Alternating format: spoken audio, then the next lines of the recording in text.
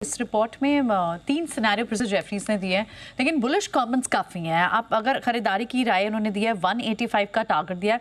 उनका कहना है कि जो फर्स्ट हाफ रहेगा FY26 का, इसमें तो टैरिफ को लेके अनसर्टेनिटी होगी और दो क्वार्टर्स जो है वो म्यूटेड रह सकते हैं, लेकिन सेकेंड हाफ से अच्छी रिकवरी पॉसिबल है।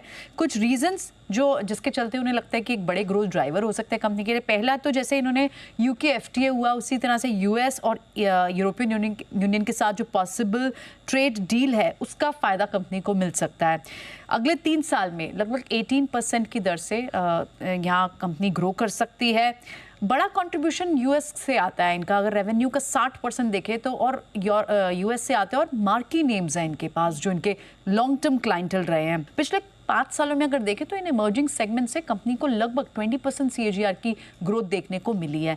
तो इसी ये बुलिश कमेंट्स पे उन्होंने 3 सिनेरियो दिए हैं कि अगर कंपनी 18% की दर से ग्रो करती है तो ये तो बेस केस रहेगा, यहाँ से 42% का अपसाइड हो सकता है, लगभग 185 का टारगेट। लेकिन अगर इनके चीज़ें फेवरेबल और रहती हैं और ये 21% की दर से ग्रो करती है तो यहाँ पर 70% तक का भी अपसाइड वेल्सपन में देखा जा सकता है। 220 का टारगेट है, but on the flip side अगर ये ग्रोथ नहीं देखने को मिलती तो शायद डाउन साइड भी देखने को मिल सकता है। 5% की ही सिर्फ बहुत मेजर म्यूटेड सी ग्रोथ के साथ अगर ग्रो करती है तो यहाँ से 16% गिर भी सकता है। तो बेस केस और अपसाइड में 70% तक का अपसाइड उन्हें अपसाइड सिनेरियो में दिखता है।